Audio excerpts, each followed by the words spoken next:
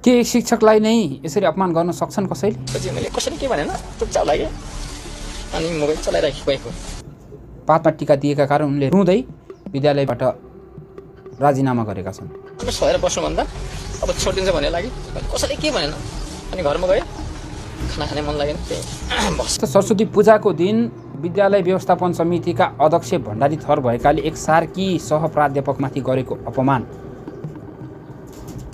सुन्नु म दलित जातमा जन्मेको कुन जुनीको अपराधको सजाय भोगेको छ यो दलित जातमा जन्मेर।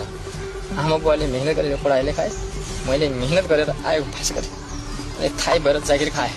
जागिर खाइसकेपछि यस्तो अपमान सहेर बस्नुभन्दा अब छोडिदिन्छ भन्ने लागि कसैले के भनेन अनि घरमा गएँ, खाना खाने मन लागेन त्यही बसेपछि अनि बुवाले सोध्दा म के बोल्दा मैले के भनेन, बुवाले कान खम सुन्छन् अनि उनी मेरो घरि यति एउटा